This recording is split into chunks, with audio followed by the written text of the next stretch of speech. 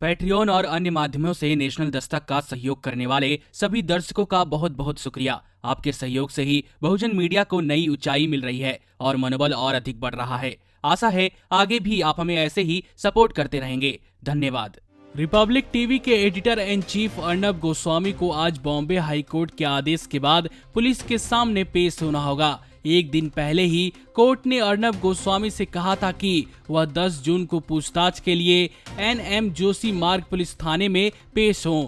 आपको बता दें कि कोर्ट ने यह आदेश उस दौरान दिया जब कोर्ट अर्नब गोस्वामी द्वारा उनके खिलाफ दायर FIR को रद्द करने के लिए दायर की गई याचिका पर सुनवाई कर रहा था। रिपब्लिक टीवी के एडिटर इन चीफ के खिलाफ 2 याचिका दायर की गई हैं। एक याचिका पाइधोनी थाने में और दूसरी NM जोशी मार्ग थाने में दायर की गई है।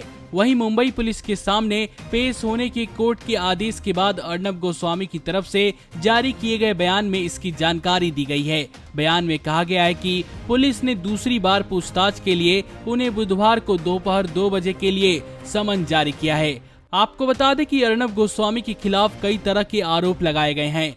FIR में उनके खिलाफ विभिन्न समूहों के बीच घृणा, दुश्मनी या घृणा की भावनाओं को बढ़ावा देना, जानबूझकर और दुर्भावनापूर्ण कृत्य, धार्मिक भावनाओं या अपने धर्म या धार्मिक विश्वासों का अपमान करने के लिए किसी भी वर्ग को अपमानित करने के आरोप लगाए गए हैं, जिसके बाद उनके खिलाफ धारा 153A और 295A लगाया गया है। एडिटर इन चीफ गोस्वामी ने कोर्ट में यह दलील दी कि कोर्ट इन धाराओं के सम्मान के साथ जीवन का अधिकार और बोलने की आजादी के संवैधानिक अधिकारों का उल्लंघन घोषित करे। मालूम हो कि अर्नब गोस्वामी के खिलाफ टीवी शो में एक कार्यक्रम को लेकर 29 अप्रैल को रिपोर्ट दर्ज की गई थी। उन पर 14 अप्रैल को बांद्रा रेलवे स्टेशन के बाहर इकट्ठा हुए प्रवासियों के बारे में उनकी टिप्पणी को लेकर FIR दर्ज किया गया था। इसके अलावा रिपब्लिक टीवी के एडिटर इन चीफ के खिलाफ 21 अप्रैल को टीवी शो में पालघर में 2 साधुओं के साथ हुई घटना को लेकर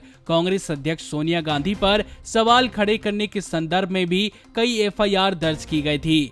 अपने खिलाफ FIR दर्ज होने पर गोस्वामी ने सुप्रीम कोर्ट में अपील की थी।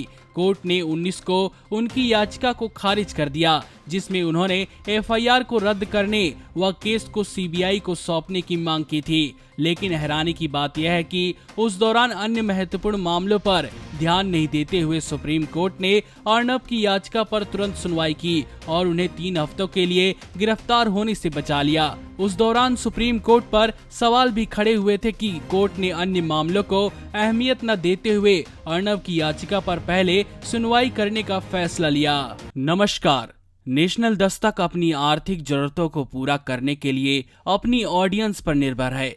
बहुजन समाज से संबंधित मुद्दों को उठाने के कारण YouTube की तरफ से नेशनल दस्तक की कई वीडियो पर एड्स नहीं दी जाती, जिसके कारण हमें आर्थिक समस्याओं का सामना करना पड़ रहा है। आपका एक छोटा सा कदम बहुजन मीडिया को बचा सकता है। आपके सहयोग और सहायता के कारण ही हमने अभी तक यह मुकाम हासिल किया है। नेशनल दस्तक को आप पैट्रियन के जरिए सपोर्ट कर सकते हैं। इसके साथ ही आप अन्य माध्यमों जैसे UPI, गूगल पे, डेबिट कार्ड, वॉलेट, फोन पे आदि से भी हमारी मदद कर सकते हैं, जिसका लिंक वीडियो के नीचे डिस्क्रिप्शन में डाल दिया गया है। पैट्रियन पर आप हमें प्रतिमाह $2 यानी 140 रुपए प्रतिमाह से हमारे साथ जुड़ सकते हैं। दूसरे माध्यमों में राशि की कोई सीमा नहीं है। आपके सहयोग से ही बहुजन मीडिया को एक नई दिशा मिली है और इसे अभी एक नए मुकाम तक लेकर जाना बाकी है, जो आपके साथ के बिना संभव नहीं है। आपसे डायरेक्ट फंडिंग से हम आपके अधीन हो जाएंगे और एक स्वतंत्र मीडिया के तौर पर समाज की आवाज को बुलंद कर पाएंगे। धन्यवाद। नेशनल दस्तक को देखने वालों से अपील है कि वह नेशनल दस्तक के सपोर्टर फॉर्म को भरें ताकि हम सीधे आपसे जुड़ सके। नेशनल दस्तक की आपसे गुजारिश है कि अगर इसको बचाना चाहते हैं तो नेशनल दस्तक को सब्सक्राइब करने के लिए रेड कलर के सब्सक्राइब बटन को दबाएं, फिर बेल आइकन की घंटी दबाएं। नेशनल दस्तक को बचाने के लिए बहुत जरूरी है कि हर खबर को शेयर करें, लाइक करें, कमेंट जरूर करें।